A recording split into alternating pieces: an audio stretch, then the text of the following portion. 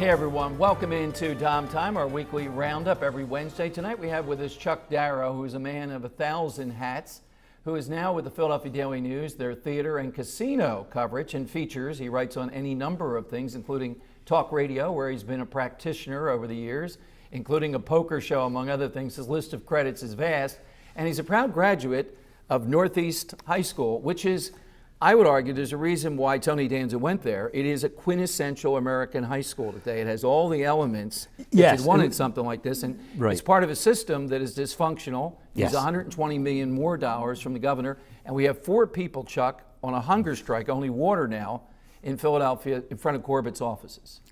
Well, it's so sad that I went through, kindergarten through 12th grade through the public school system, and what I wish I could understand how we got to where we got. I suspect there are some answers to that, including union contracts, teachers' contracts, but it's just so sad because when I remember in the 60s, I was in elementary school. They actually had, the schools district actually funded a summer camp program, day camp program at my elementary school, J. Hampton Moore in the Northeast. And for most of July and August, we would go there totally free of charge, and we would do arts and crafts, we'd play softball and other, box ball, whatever, dodgeball. It was like a regular day camp for Philadelphia school students who lived in that neighborhood. And I seem to recall that it wasn't exclusive to that school or that neighborhood. No, it wasn't. Yeah. And you know what? Good point. You went to the golden age, I would call it. Philadelphia public schools were pretty functional, pretty good. A lot of people graduated there, were successful. Absolutely. And then mid-70s, early 80s, it started to crumble to where we are today, which is ghastly. It's so sad. And I can't, I understand that people move to the suburbs and they went to tax bases, which pays for education.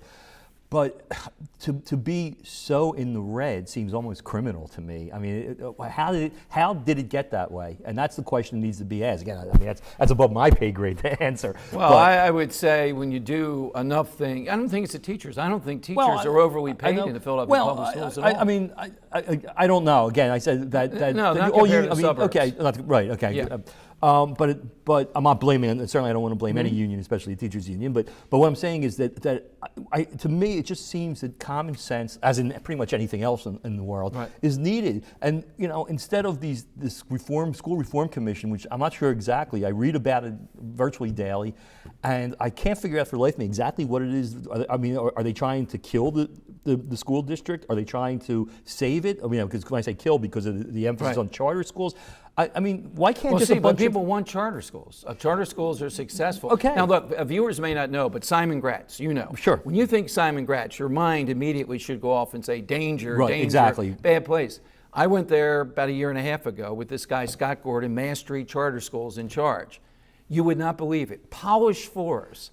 Kids helpful as guides, calling people sir and all that. Now some of these charter schools are just ridiculously bad. Right. But several of them have reached levels of academic achievement. I'm saying it's sort of pick a side, and then I can't believe that a bunch of grown-ups can't sit down and figure out where. I mean, I can how much money. I can't imagine how much money is simply wasted each year by the bureaucracy of the school system. And it's not about the teachers. It's not about the administrators. It's simply about kind of this animal that kind of just is out there glomming on to things. But I can't believe that intelligent adults can't sit down and kind of deconstruct back to square one.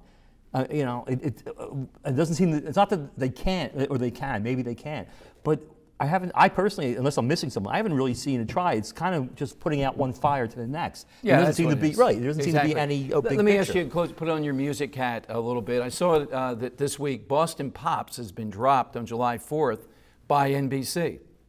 I used to watch that, and I thought that had widespread appeal. No. Why not? And also Philadelphia, how widespread is that appeal? What do we have July 4th this year? We have the second, I don't know, the second annual. It's actually been going on for a long time. But the Roots curating, as they say, the concert. I guess Beyonce is the headliner this year. Jay-Z was last year. Oh no, I'm sorry. Beyonce I'm confusing with Labor Day. I'm sorry. Yeah. Right. July 4th. I just can't remember the list of artists, but it's more eclectic. It's pop and it's hip hop. and it's R&B. And I think Philadelphia has never quite marketed July 4th. I mean, it's certainly gotten better than when you and I were younger. I mean, July 4th in Philadelphia was just another day, really. But you know, we have a critical mass of some really cool stuff. This is the only place that July 4th should be celebrated. Absolutely There's no question about that. And I think the city needs to get in gear to make Philadelphia synonymous with July 4th. The Boston Pops, I'm sure there's an, again, because it's Boston, so I'm sure the security costs are probably now factored in a lot more, a lot higher. The Pops music, again, it's music to a generation that advertisers don't care to reach. Gotcha. Hey, Chuck, we're flat out of time, but do come back again. Anytime, we'll do it all Dom. again with Chuck Darrow. Thank you so much. Coming up, a couple of random thoughts as we close up our weekly roundup. Hey, congratulations to Marion Golf Course, the USGA, and everyone else. What an event. What a spectacular event we saw play out. And what an economic driver with the U.S. Open coming to Philadelphia.